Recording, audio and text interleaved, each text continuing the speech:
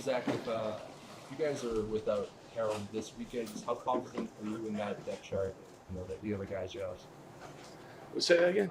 If Harold Landry can't go this weekend, just how confident are you in the depth chart and the players to step in and fill the void?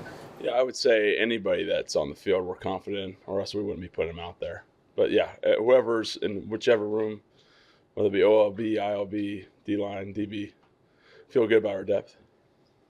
Zach, how would you describe what Milton Williams has brought to the defense this year? Disruption, athleticism, playmaking ability, kind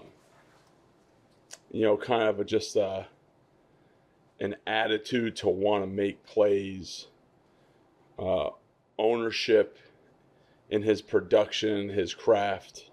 He's brought a lot to us. Have you seen Kairos Tonga develop just as a pass rusher since he came here? Yeah, I thought he's gotten a lot better since day one in all phases. Clint does a really good job with him. KT does a really good job with himself. He's a hard worker. He's a huge part to our defense. He's an important part to our defense. And I've seen him get better every single week in every facet. Yep. How is Young White this year? I know he's dealt with a couple of things, the elbow, knee illness, he's kind of been on and off the field. But from your perspective, how was he done? What's his production? Yeah, I would say Keon every week's trying to get better. I think Smitty does a good job with him. He is constantly working on his technique and also just, playing the game like at that one position, learning how to play the game, learning the formation tips, learning the details of each call that helps him do his job that much better. But I think he is working at it. I know Milton is kind of thinking back about Mike's question. He's been good on the inside. We saw him, I think, last week against the Saints, kind of kick to the outside a little bit more. How did he do when he was asked to play at the end? Yeah, I thought he did well. I think he's a pretty versatile player, and he brings that value that we can move him in a bunch of different spots. Really, all four spots he can play. Zach, your defense is ranked among the best in the league at stopping the run, and he gets a pass. Most metrics, it's closer to the bottom. How do you explain that discrepancy? Yeah, I mean, we just got to get better in the pass for second down. In third and 3+, we're pretty up there right now as far as production. But at first, second down, and I will kind of, put that to a lot of these guys are still getting familiar with each other, right? A lot of guys haven't played with each other before this year. And I think truly as a whole defense, we've gotten better each week, right? Just as far as understanding each other's play styles. And I think that does take a little bit of time. The run, I attribute that to the players, just, playing off swarms of the ball, the culture that Braves has set as a team, that helps. And I think the pass game, sometimes as a defense, it does take a little bit more time to develop.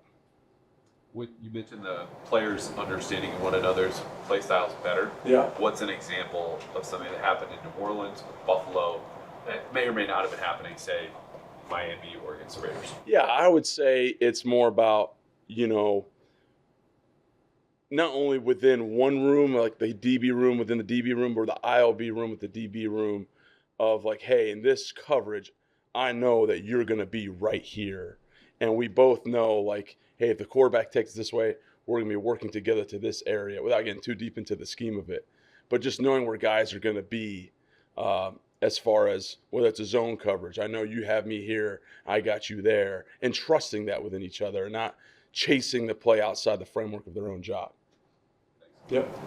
With their coaching change this week, how much does that add a variable of unknown unpredictability? Yeah. Maybe otherwise wouldn't have been there for them. Yeah, I mean, obviously you always got to think about that, what changes is Mike going to make now with the offense and whatnot. And, you still kind of go off the film as far as, the personnel is always going to be the personnel. As far as scheme-wise, I think especially this week it's more about us kind of zeroing in on our details of our, scheme and our system and, handle whatever comes at us. Because, we all know there could be a wild card of what they might get to. Wild card of the whether it be, new scheme, new tempos, new cadences, whatever it may be. We all just got to be on the same page with that. When he was in Jacksonville, when you guys were in Tennessee, Yeah. is there anything that was useful to you guys then? Like, what do you know about him? Yeah, I mean, I've watched some film even back when he was in Denver, just peeking at it, right? Spend some time on that. With Jacksonville, that was Doug Peterson's system, but the one thing I can say about him is like the way that Trevor developed. So I know he's a good coach. He's a offensive coordinator that was good enough to become a head coach, which is hard to do in this league. So, respect him a lot with even watching his Denver stuff. He had some really good stuff, and I think he does a good job of simplifying the game plan for the quarterbacks. I've checked every avenue. We as a staff have checked every avenue of his past. What are your emotions about going back to Tennessee? Say again? What are your emotions about going back to Tennessee?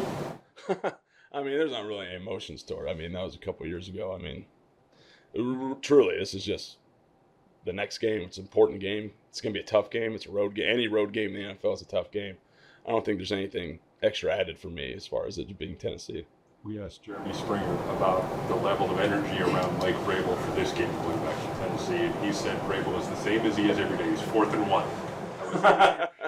How would you describe his energy maybe this week and then over the course of the full season? Yeah, I would agree with Spring as far as it hasn't changed. I mean, it was day one. Even when we weren't practicing, he brings high energy into the building at all times. I don't think this has changed it at all. It's been the same. Zach, so you talked a little bit about getting to know each other. You're still getting to know each other. See, how important is it to get to know each other with the closeout, closing out games, both offensively, defensively? What you're able to do to get the ball into the hands of the offense, like you did in New Orleans, things like that. Just having your D respond. You're saying like within the team versus just the unit? The unit, but the complementary football. Yeah, and I thought that part of like that second half, part of it is you see what the offense was doing the first half. I mean, they were firing all cylinders, and we were kind of leaky on defense in that first half. And I think even our mindset in halftime was like, man, we got to step. Like these guys are, you almost feel like you're letting them down a little bit, and it makes you want to play that much harder for them like that. And it's kind of like, hey man, this is our turn to step this up. And I do think that works hand in hand as that. And I think that's a sign of team chemistry building within a program.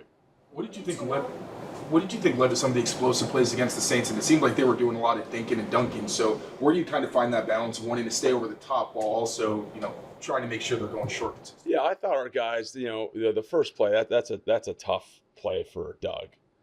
Was trying to guess it was going to be one play, guessed wrong. And that makes it hard for Doug. That's a tough play. But other than that, I thought we did a really good job of staying on top and making them earn. I mean, I thought the guys executed the plan as far as that was. We wanted to be sturdy in the run because we knew they wanted to run the ball, and eliminate explosive shot, but make them earn it, eliminate the shot plays. And I thought they did a good job. And then sometimes you got to live with the dink and dunk as that happens. Why do you think they?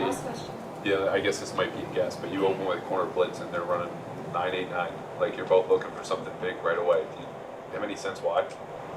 To why Kellen called that play? Like a shot play right away, almost as much as you would.